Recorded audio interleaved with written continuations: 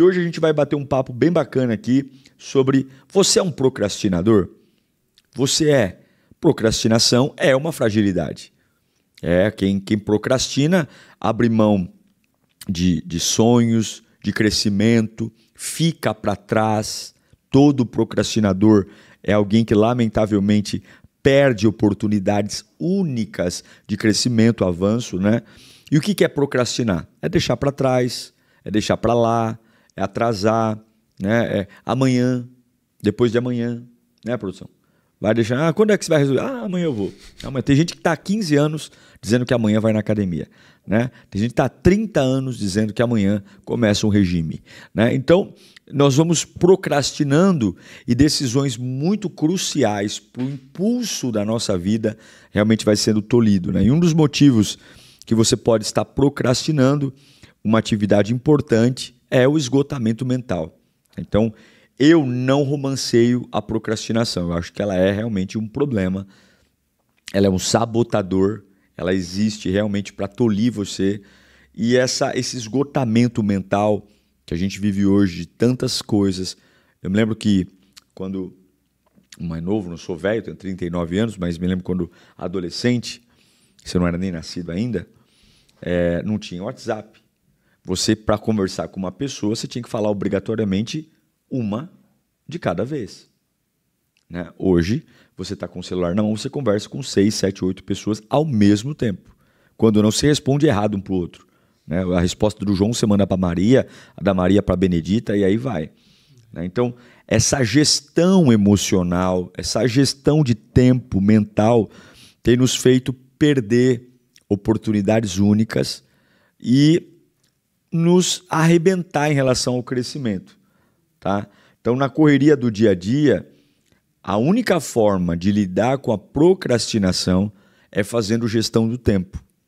Eu, particularmente, não gosto muito de gestão de tempo. Eu gosto da surpresa, mas assim, eu aprendi dentro da minha vida familiar, principalmente com a minha esposa, que a rotina nos protege. A rotina, que para muitas pessoas é chato, enfim, e realmente é, mas a rotina me faz fazer tudo o que eu tenho que fazer e não deixar nada para trás. Uma pessoa que não é organizada, que não vive rotina, ou faz de mais ou faz de menos. Muitas vezes não faz de mais, faz de menos. Está sempre deixando uma ponta solta, porque a falta de gestão de tempo dentro de um ambiente onde nós adoecemos emocionalmente, adoecemos psicologicamente, adoecemos mentalmente, vai nos fazer jogar para amanhã o que deveria ser feito agora e hoje, né? Então, existe sim um benefício na gestão do tempo para não se tornar um procrastinador. Existe, né? Por exemplo, tem um prazer maravilhoso, produção, de você terminar uma tarefa. É uma coisa maravilhosa quando você fala, meu Deus, eu consegui terminar. Principalmente aquelas coisas que a gente sabe que é enroscado, que é difícil, né? Eu me lembro o dia que nós inauguramos a igreja, ainda faltava bastante coisa, mas passou um filme pela minha cabeça do tempo que a gente sonhou em mudar para mudança, né? E eu penso assim, Deus realiza por nós. Se nós estivermos comprometidos com um sonho, com um objetivo, com um trabalho, o próprio Deus vai abrindo as portas, como diz Cassiane, né? Deus vai à frente abrindo o caminho, quebrando as correntes e tirando os espinhos. Ordena aos anjos para contigo lutar, ele abre as portas para ninguém mais fechar. Ele trabalha para quem ele confia, caminha de dia, de noite e dia, ergue as suas mãos, sua bênção chegou, começa a cantar com muito louvor. Então, já dizia Cassiane, eu creio que Deus trabalha. Então, eu tenho que pensar, gestão de tempo. Que benefícios eu vou ter em fazer uma tarefa agora ou depois? Toda tarefa tem que ter uma etiqueta. Pouco importante, importante, muito importante.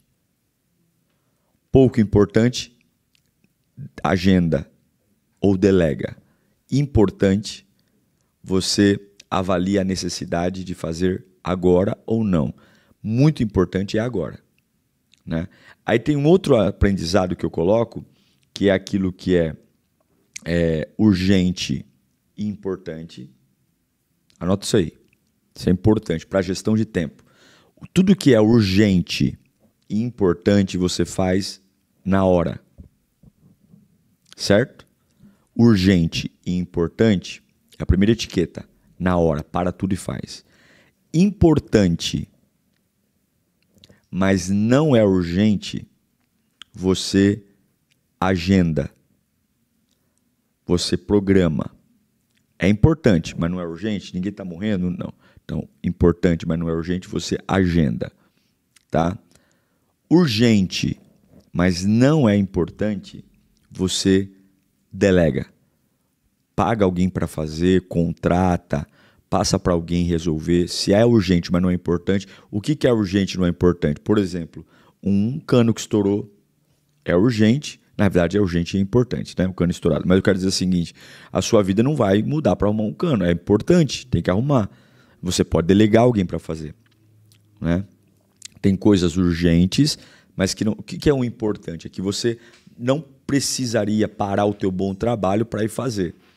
Então, essa gestão de tempo ela é muito importante. Agora, qual é o grande problema de um procrastinador? Ele mistura o que é urgente e importante com o que é urgente e não importante, com o que é importante e que não é urgente. Ele faz uma salada dessa situação e, lamentavelmente, ele se perde. Tá? Então, se tem algo importante que você tem que saber, é que procrastinar é um problema. Agora, quando se trata da procrastinação profissional, da procrastinação emocional, tudo isso geram efeitos ruins, porém não tão graves como esta procrastinação que eu vou falar com você agora. Tá? Primeira procrastinação que é horrível, tempo com Deus.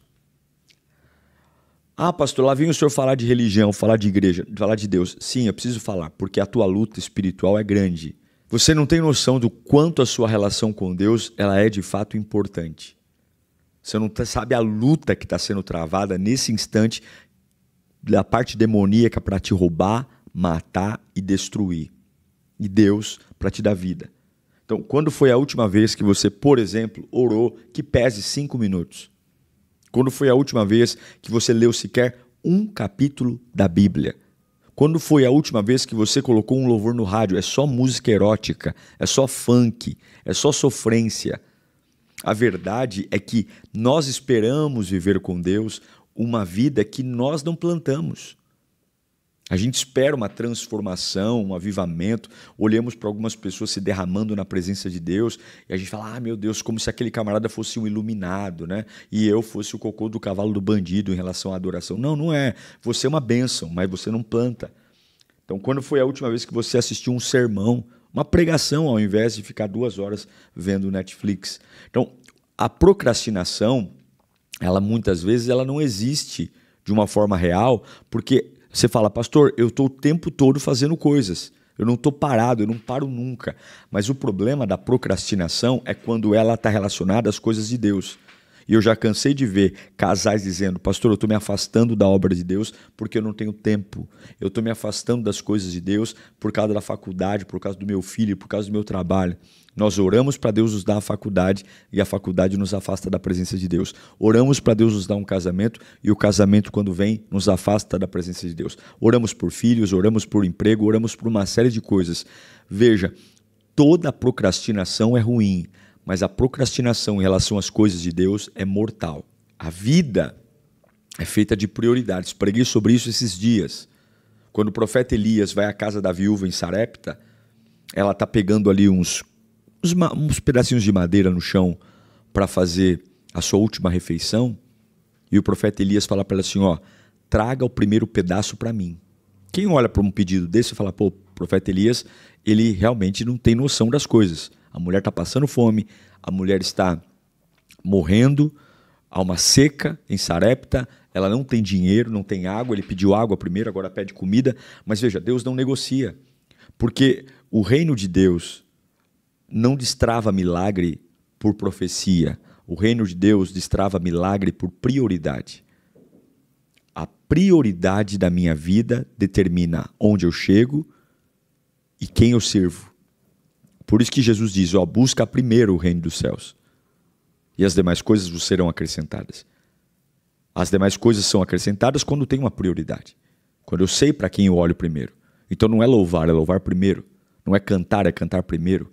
Não é ler a Bíblia primeiro. Não é dizimar primeiro. Não é ir à igreja primeiro. Não é lembrar de Deus, é lembrar de Deus primeiro. Porque eu posso fazer. E esse é o grande problema dos crentes. A gente se orgulha em fazer, mas não faz primeiro. Primeiro é a minha vontade, primeiro é a cobrança, primeiro é a pressão, primeiro é o ambiente, mas não faz primeiro. E existe um poder em fazer primeiro. Existe uma glória liberada quando você faz primeiro. Então vamos lá, vamos colocar prioridades, tá bom? Vou te ensinar. O que é o primeiro lugar da tua vida que você não pode procrastinar? Deus. Escreva aí. Primeiro lugar, Deus. Deus é o primeiro lugar. Deus é. Não existe outro como Ele. Não tem. Em Josué capítulo 23, versículo 11, Josué 23, 11, fala assim, ó, por isso dediquem-se com zelo a amar o Senhor, o seu Deus. Quando nós falamos sobre Deus vir antes, não é porque as coisas que nós dispomos a renunciar não têm mais lugar nas nossas vidas. Não estou falando para você viver igual um ET, ou um rato de igreja, ou uma pessoa que vai viver enfiada. Né? Não, não, não. Eu vou viver, eu vou trabalhar, eu vou ter filho, eu vou viajar, eu vou fazer faculdade, eu vou viver socialmente. Mas o meu coração se inclina em algumas prioridades que fazem tudo fazer sentido. Então, Deus é o primeiro lugar. E o que é estar em primeiro lugar? Nada concorre com Ele.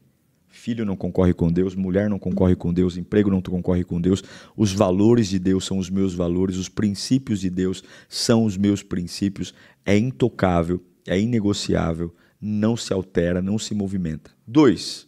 Qual que é a prioridade da tua vida? Família. Família.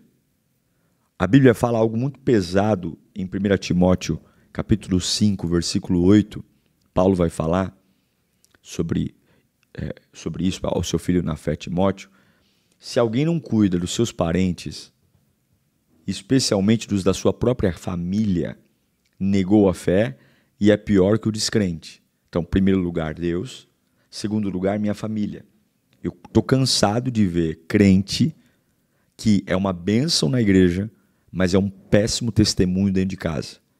Camarada não cuida dos seus, vai no aniversário de todo mundo e o filho dele não tem aniversário. Eu não estou falando aqui de luxo, buffet, dinheiro, eu estou falando de lembrança. Ele tem conselho para todo mundo e dentro da casa dele é um dinossauro, é um grosseiro, é um Shrek. Né? Por quê? Porque é hipócrita.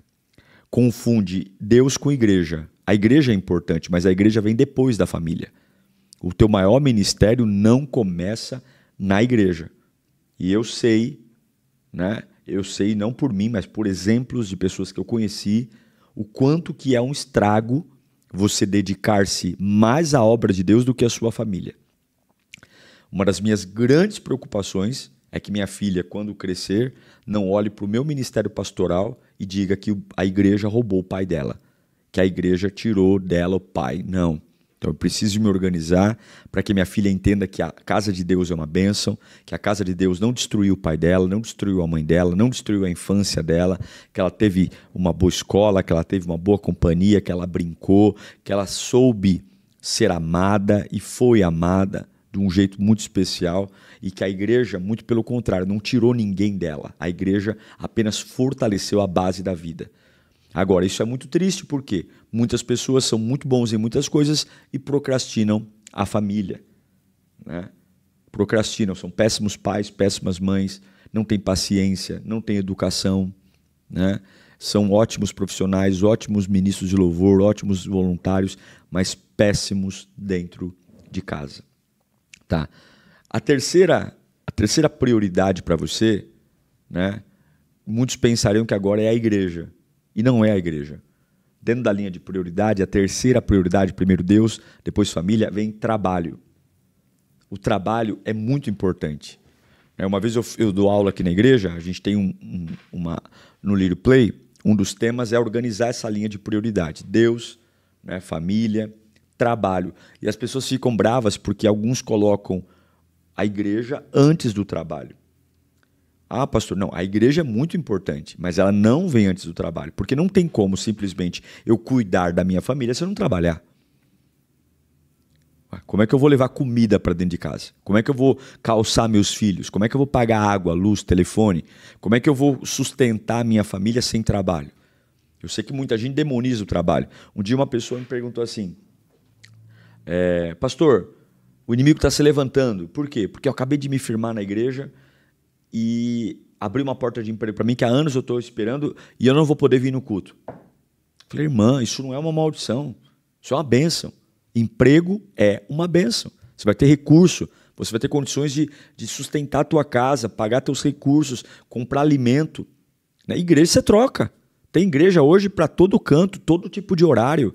Eu não endeuso igreja. Eu acho que congregar é importantíssimo e temos que congregar. Um crente sadio, convertido, ele faz parte de uma comunidade local. Agora, abraçar uma comunidade local e dizer assim, olha, eu estou abraçado nessa comunidade até morrer, pelo amor de Deus. Eu sou assembleano até morrer, eu sou liriano até morrer. Meu irmão, você tem que cuidar da tua família, você tem que trabalhar e você tem que priorizar o teu Deus. Se não dá para congregar nessa igreja porque o horário está atrapalhando o teu trabalho, muda de igreja, porque antes da igreja vem o teu trabalho. Né? Trabalhar é uma ordem bíblica. A Bíblia, o próprio Salomão, manda a gente olhar para a formiga para perceber o estrago na vida de alguém que não trabalha. Né? É papel do homem, né, como provedor, sustentar. É claro que a mulher hoje tem na sociedade um papel de provedora, mas biblicamente falando, uma casa, o homem é o sacerdote. Ainda que a mulher trabalhe fora, a responsabilidade é do homem sustentar. Né? E além disso, é a forma como a gente ganha vida, trabalha, né? Falando ainda sobre trabalho, vamos dar uma lida em 1 Tessalonicenses, capítulo 4, versículo 11 e 12, fala assim, ó, esforcem-se para ter uma vida tranquila, cuidar dos seus próprios negócios e trabalhar com as próprias mãos, como nós os instruímos, a fim de que andem decentemente aos olhos dos que são de fora e não dependam de ninguém. Esforçar para viver uma vida tranquila, trabalhar com as próprias mãos, com instrução, viver uma vida decente. O que é uma vida decente? Não ficar devendo pelos cantos, não ficar pedindo dinheiro à torta à direita, não ser peso de ninguém, não ser um fardo para ninguém. Tem gente que é um peso. O cara não trabalha, é vagabundo, procrastinador e fica ali, ó, mamando nos outros que que suam a camisa para ter o seu dinheiro. É claro, ajudar uma vez aqui, uma vez ali, tudo bem, acho que faz parte. E quando a pessoa realmente não tem condições de trabalhar, mas tanto marmanjo aí, saudável, sabe, vagabundo, com desculpinha. Esses dias um camarada falou para mim que eu não consigo trabalhar porque eu ando muito estressado. Amigão, você tá de brincadeira comigo, né? Você sabe o que é estresse? Você quer o quê? Você acha que você está vivendo o quê? Né? Pergunta para todo brasileiro que pega metrô de manhã se ele vai trabalhar feliz. Claro que vai, mas e o estresse? Cada um, viu? Então Deus, família, trabalho, agora sim, quarto, igreja. Igreja. A igreja é importante. Aqui, gente, nós não estamos falando de escolher coisas. Nós estamos falando de uma prioridade onde, nessa cadeia de coisas, uma vai puxando para a outra. Se eu priorizo Deus, priorizo minha família, seu trabalho, quando eu vou congregar, esse congregar é sadio. Quando é que a pessoa começa a ter problema no congregar? Quando ela não obedece à hierarquia, coloca a igreja acima de Deus. Tem gente que faz isso. Tem gente que o cara ama a igreja, ele não ora, ele não clama, ele não busca, ele não tem temor, mas ele está na igreja, ele bate cartão na igreja, ele não falta, ele está ali, ele não sabe nem o que ele está fazendo, para quem ele está fazendo, mas ele ama a companhia das pessoas, ele ama o ambiente, né? Ele ama toda essa situação, né? Ou ele coloca a igreja acima da família, que é o pior ainda, né? Pior. Não é pior do que Deus, porque Deus perdeu tudo, mas é pior do que o trabalho, porque o camarada não dá exemplo, ele oprime a esposa, oprime o marido, oprime os filhos normalmente são os mais encapetados, porque o pai não sabe da educação, né?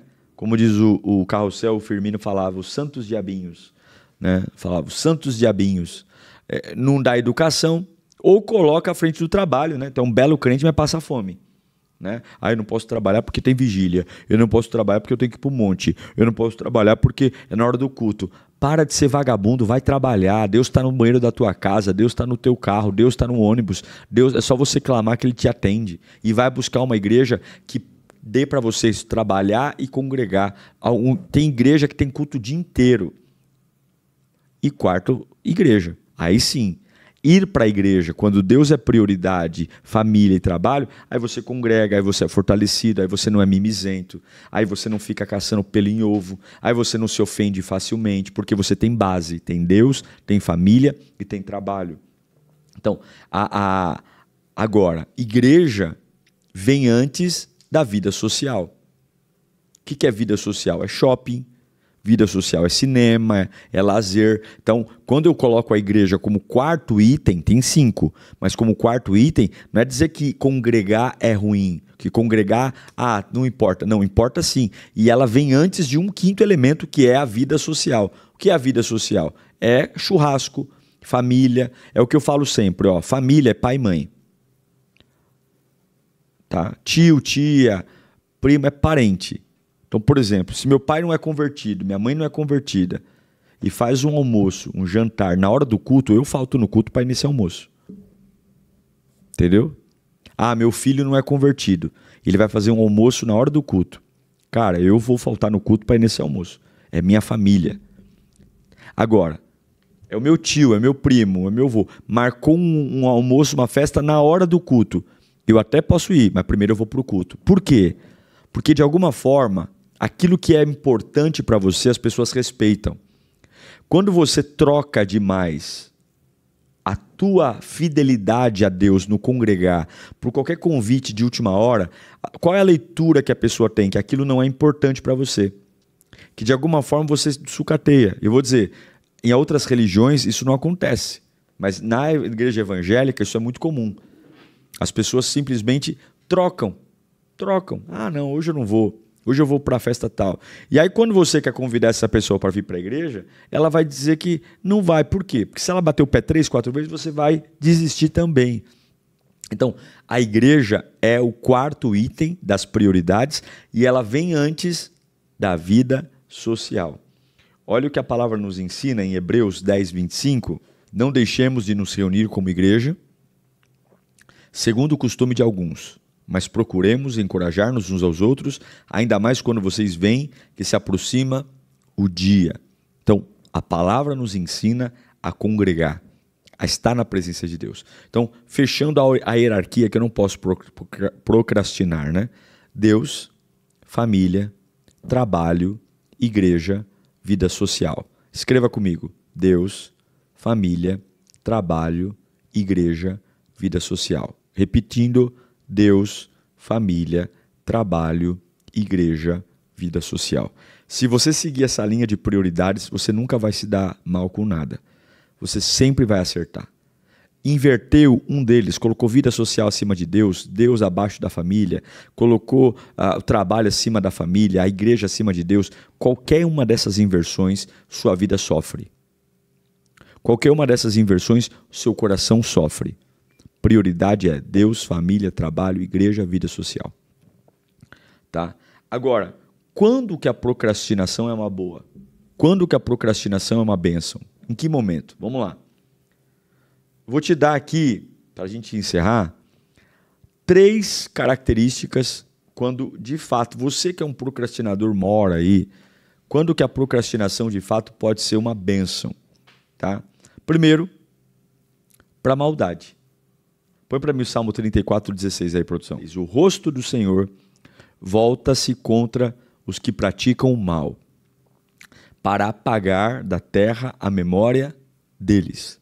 Então, já que é para procrastinar, procrastina em não beber, em não fumar, em não trair, procrastina em não falar mal da vida dos outros, procrastina em não ficar em roda de escarnecedor, em não roubar, né? Vai empurrando. Vai empurrando.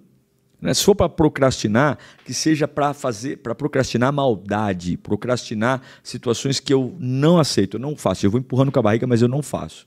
Tá? Segunda coisa que você deve procrastinar é o pecado. Né? 1 João 3,8 fala assim: aquele que pratica pecado é do diabo, porque o diabo vem pecando desde o princípio. Para isso, o Filho de Deus se manifestou, para destruir as obras do diabo. Se é para ser lento, se é para ser moroso, se é para quase não fazer nada, que seja para pecar.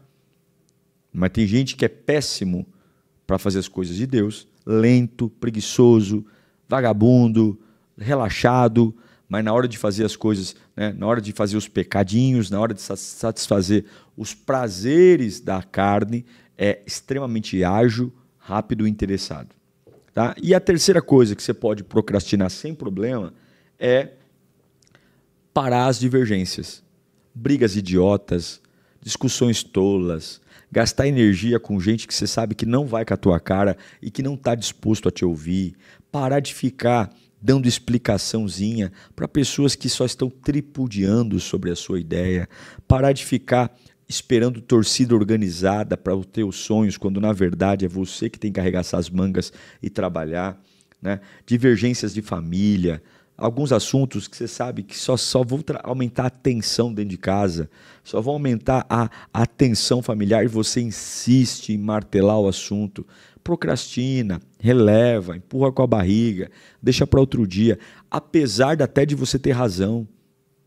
Apesar até de você ter razão, de você, de alguma forma, falar, ah, não, eu estou na minha razão, na minha verdade. Mas para quê?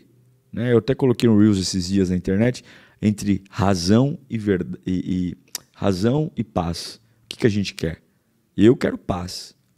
Né? Nem sempre a minha paz é fruto de tudo que eu gostaria. Algumas vezes tem pessoas que precisariam ouvir poucas e boas verdades. Né? Mas são pessoas intragáveis, intransigentes, rebeldes, e a Bíblia diz, lança fora o escarnecedor que cessa a contenda. Tem pessoas que não é para você conversar, é para você jogar fora. Jogar fora no sentido da sua convivência, tá? Ninguém é descartável, óbvio, mas jogar fora da sua convivência, tá? Vamos dar uma lida para encerrar Lucas 6,35. Amem, porém, os seus inimigos, façam-lhes o bem e emprestem a eles sem esperar receber nada de volta. Então a recompensa que terão será grande e vocês serão filhos do Altíssimo, porque Ele é bondoso para com os ingratos e maus. Quem são esses ingratos e maus? Eu e você. Então quando a Bíblia nos ensina, ó, ame os seus inimigos e façam bem sem esperar nada em troca, Ele está falando que Deus vai recompensar. Então, muitas vezes a gente é muito bateu, levou, sabe? Muito ignorante, muito tosco, né? E repetindo, muitas coisas nós temos razão no fazer, no falar, mas põe um freio nisso. Põe um freio na tua situação, põe um freio na tua vida, não deixa as pessoas ficarem te destruindo, não. Né? Então procrastine com a maldade, procrastine com o pecado, e procrastine com as divergências. Em relação a Deus, ame-o acima de todas as coisas, cuide da sua família, cuide do seu trabalho, cuide da sua igreja e tenha a sua vida social. Só a vida social se os 4 primeiros estiverem sendo feitos. Só vá para o shopping se Deus for a sua prioridade, se você estiver cuidando da sua família, se você estiver trabalhando e se você for um crente que convertido congrega. Aí você pode ir para o shopping, para o cinema, estádio de futebol, enfim. Só dá para ver o Corinthians, né? Corinthians, né? Vamos orar pelo Corinthians. Tá bom, gente? Coloca para mim seu nome completo, sua idade no chat, eu vou orar por você. Pai amado, Tu é a glória, Teu é o poder e a Tua presença, Senhor, é a nossa fonte. Infelizmente, essa bagunça gerada pela procrastinação tem destruído famílias, ministérios, pessoas que tinham tudo, meu Deus, para arrebentar na vida. Tudo para literalmente serem usadas por Ti. Mas infelizmente, Pai, infelizmente elas perderam tudo pela bagunça. E procrastinaram onde não deveriam e foram ágeis onde deveriam. Foram ágeis no desânimo, ágeis no pecado, ágeis ó Deus, em coisas que te afastam de nós mesmos, mas nós queremos te pedir perdão, Pai. Te pedir perdão por nossos erros, por nossas falhas e te implorar, esteja conosco, Senhor. Quebra as maldições, quebra os opróbrios, quebra as ruínas. Desfaça, Senhor, todo o laço do inferno, todo o laço do inimigo que visa destruir, matar, roubar. Senhor, eu peço a tua direção e o teu amor, Pai. Visita a vida dos teus filhos, visita a vida das tuas filhas. Visita, Senhor Jesus, a presença do Senhor é a presença que cura, liberta e transforma. Oh, Pai querido, tu és bom. Oh, Pai amado, tu és fiel. Tu és eterno. Tu és maravilhoso. Pai bendito, Pai maravilhoso.